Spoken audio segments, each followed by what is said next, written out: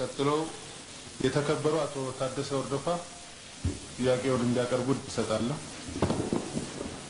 አመሰግናለሁ። የተከበሩ አፈ ጉባኤ፣ ክቡር ጠቅላይ ሚኒስትራችንን ለምናነሳቸው ጥያቄዎች ማብራሪያ ለመስጠት በመካከላችን ስለተገኙ በእጅጉ ለማመስገን እወዳለሁ። የሕዝብ ተወካዮች ምክር ቤት አባላት በኢፌዴሪ ፕሬዝዳንት መስከረም 28 ቀን 2005 ዓ.ም ለሁለቱ ምክር ቤቶች በቀረበው የመክፈቻ ንግግር ከፍተኛ ደስታ ተሰምቶናል። ለዚህም ያለኝን ትልቅ ምስጋና እያቀረብኩ የተሻሽለው ነገር ባይኖረኝ የሚከተሉትን ጥያቄዎች እንዲብራሩልኝ እጠይቃለሁ። አንደኛ፣ ባሳለፍነው ዓመት በሃይማኖት ሽፋን የሚራመዱ የተለያዩ አክራሪ ዝንባሌዎች በተደጋጋሚ እየተከሰቱ ሰላማችንን የማደፍረስ አዝማሚያ ሲያንጸባርቁ ቆይተዋል። በሀገራችን የሃይማኖት እኩልነት የተከበረበት ህገ መንግስታዊ ስርዓትና የ20 ዓመት ዲሞክራሲያዊ ጉዞ በታየበት ሁኔታ የእነዚህን ወገኖች እንቅስቃሴ መልክ ለማስያዝ መንግስት ለምን ረጅም ጊዜ ወሰደበት? አንዳንዶች በተለይም በቅርቡ ከተካሄደው የእስልምና እምነት ተከታዮች ምርጫ ጋር ተያይዞ መንግስት ጣልቃ ገብቶ የፈለጋቸውን ሰዎች ሊያስቀምጥብን ነው ሲሉ ቢሰነብቱ ህዝበ ሙስሊሙ ነፃና ዲሞክራሲያዊ ምርጫ እንዳካሄደ አረጋግጧል። መንግስት በሃይማኖት ጉዳይ ላይ ጣልቃ ይገባል የሚለው ቅስቀሳ ምን ተጨባጭ መሰረት ነበረው? ወደፊትስ መንግስት ሃይማኖትን የሚመለከተውን ህገ መንግስታዊ ድንጋጌ ተግባራዊ እያደረገ የሚቀጥለው እንዴት ነው? ሁለተኛ፣ በቅርቡ ከአፍሪካ ቀንድ አኳያ ሁለት ታላላቅ የዲፕሎማሲ ድሎች ተገኝቷል። አንደኛው የሰሜንና ደቡብ ሱዳን ስምምነት ሲሆን ሁለተኛው ደግሞ የሶማሊያ ሰላምን የሚመለከት ነው። እንደሚታወቀው ሁለቱም የሰላም ጥረቶች ታላቁ መሪያችን ክቡር አቶ መለስ ዜናዊ በህይወት በነበሩበት ጊዜ የተጀመሩ ናቸው። አቶ መለስ በህይወት በተለዩን በዚህ ወቅት በአጎራባች ሀገሮች ሰላም የማስፈን እድል እየሰፋ መምጣቱ ስላለፈው ስራችንም ሆነ ከተተኪ መንግስት ዲፕሎማሲያዊ አቅጣጫና ጥረት አኳያ ምንን ያመላክታል? በዚህ ረገድ እስካሁን በተገኙ ድሎች ላይ በመመስረት ሀገራችን ኢትዮጵያ በአጎራባች ሀገሮች ብቻ ሳይሆን በመላው አፍሪካ የምትጫወተው ሚና ተጠናክሮ እንዲቀጥል ምን ዝግጅት ተደርጓል? አመሰግናለሁ። አመሰግናለሁ። ለቀረበው ጥያቄ ክቡር ጠቅላይ ሚኒስትር ማብራሪያ እንዲሰጡ እድሉን ሰጣለሁ። አመሰግናለሁ። የተከበሩ አፈ ጉባኤ፣ በመጀመሪያ ደረጃ የሃይማኖት እኩልነትና የአምልኮ ነጻነት በተመለከተ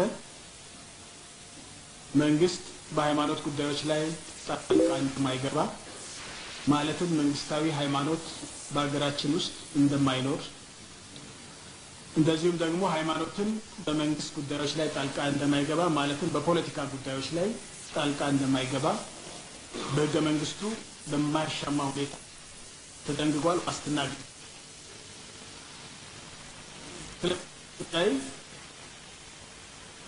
ስናይ ይህ ማለት እያንዳንዱ የመንግስት ባለስልጣን በመሆኑ ምክንያት ብቻ እነዚህን የህገ መንግስቱ ድንጋጌዎች የማክበር የማስከበር ኃላፊነት አለበት። ከፍተኛ ኃላፊነት አለበት። ከዚህም አልፎ ሁሉንም ሃይማኖቶችና እምነቶች በእኩል የማገልገል ኃላፊነት አለበት። ከዚህ ሸብረክ የሚል አቋም ከመጣ ይሄ ህገ መንግስቱን መጻረር ስለሚሆን አስፈላጊው እርምጃ መወሰድ አለበት። ይሄ ጽኑ መሰረት ላይ የተቀመጠ ነገር ነው። በምንም መልኩ ሊሸራረፍ የማይችል ጉዳይ ነው። የሃይማኖት አክራሪነት ዝንባሌ በሁሉም ሃይማኖቶች ውስጥ አለ። የሃይማኖት አክራሪነት ዝንባሌ ለዚህ ወይ ለዛ ተብሎ የሚሰጥ አይደለም። በሁሉም ሃይማኖቶች ውስጥ አለ። የሃይማኖትን ነጻነት፣ የሃይማኖትን እኩልነት፣ የአምልኮ ነጻነትን ትቶ ወደ ፖለቲካ ሃይማኖትና የሃይማኖት ተቃውሞትን ለማስገባት የሚሞክር በሁሉም ነው። ስለዚህ ሁሉም ሃይማኖቶች ህገ መንግስቱ ላይ የተሰጣቸው መብት እንዳይሸራረፍ በዚህ ጉዳይ ላይ ሊታገሉ ይገባል ማለት ነው። ስለዚህ አሸባሪነት ወይ ማለት አክራሪነት ማለት የሃይማኖት አክራሪነት በሃይማኖት ሽፋን የሚከናወን የፖለቲካ ስራ ነው። ከእምነት ጋር ከአምልኮ ጋር የሚያያዝ ጉዳይ አይደለም። ስለዚህም ይሄ ጉዳይ በጣም ትልቅ ትኩረት ተሰጥቶ መሰራት ያለበት ጉዳይ ነው። መንግስት እዚህ ላይ የሚያደርገው ነገር ቢኖር ህገ መንግስቱን የማስከበርና የማክበር ነው። ስለዚህ በሃይማኖት ሽፋን ምክንያት ህገ መንግስቱ ሲጣስ ዝም ብሎ ሊታይ አይችልም። ይሄ ግንዛቤ ሊወሰድ ይገባል። በሃይማኖት ሽፋን የሚከናወኑ ማንኛውም አይነት ተግባራት ህገ መንግስቱን እስከጣሱ ድረስ መንግስት እና ዜጎችም ጭምር በሃይማኖት አካባቢ ያሉ የሃይማኖት መሪዎችም ጭምር ህገ መንግስቱን የማክበርና የማስከበር ኃላፊነት እንዳላቸው አውቀን በጋራ የምንሰራቸው ስራዎች ይኖራሉ ማለት ነው። ከዚህ አልፎ ግን መንግስት እምነት ጉዳይ ላይ በእምነት ነፃነት ላይ በአምልኮ ጉዳይ ላይ እጁን የሚያስገባ ከሆነ መንግስት ይባል ጉዝ አካል አይደለም የመንግስት ባለስልጣን ማለት ነው። ይሄ በጭራሽ ሊፈቀድ አይችልም፣ ሊፈቀድም አይገባም። አስፈላጊው እርምጃ የሚወሰድ ይሆናል ማለት ነው። ስለዚህ አያያዛችን ይሄ ይሆናል። ይሄ ግልጽ ሊሆንና ሊሰመር ይገባል። ይሄ ማለት እያንዳንዱ ሰው የራሱ የሚያምነው ነገር የለውም ማለት አይደለም። ይሄ የራሱ ነው፣ የግሉ ነው። በመንግስት ስራና በመንግስት እንትን ላይ ግን መንጸባረቅ የለበትም። ግልጽ ሊሆን ይገባል። ከዛ አልፎ ጥያቄው ጋር ልምጣና የህዝብ ሙስሊሙ ትክክለኛ ጥያቄ የራሱን አመራሮች ራሴ መርጣለሁ፣ ለዚህ በጸጥታና በተለያዩ መንገዶች መንግስት ይተባበረን ብሎ ጥያቄ አቅርቧል። ስለዚህ መንግስት የራሱን ድርሻ ተጫውቷል። የራሱንና የራሱን ድርሻ ብቻ ነው የተጫወተው። ደግነቱ ህዝብ ሙስሊሙ በአጠቃላይ የራሴ መሪዎች መምረጥ አለብኝ ብሎ ራሱ ጠይቋል። ራሱ መፈጸም አለበት። ይሄን ተግባሩን ፈጽሞታል። በዚህ አጋጣሚ ለመላው የኢትዮጵያ ህዝብ ሙስሊም እንኳን ዲሞክራሲያዊ ህገ መንግስታዊ መብታችሁን ተጠቅማችሁ የራሳችሁን መሪዎች መረጣችሁ ነው ብለው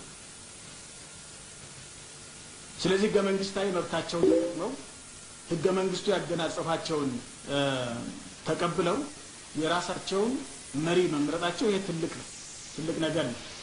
በዚህ ጉዳይ ላይ መንግስት ጣልቃ የሚገባበት ምንም ምክንያት የለም። ህገ መንግስቱን ከማስከበርና ከማክበር ውጪ ጣልቃ የሚገባበት ምንም ምክንያት የለውም። ወደፊትም ጣልቃ አይገባም። ነገር ግን ይሄ ማለት ግን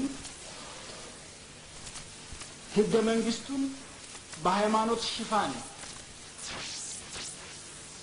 ለመጣስ የሚሞክሩ ኃይሎችን ዝም ብሎ ያያል ማለት ግን አይደለም።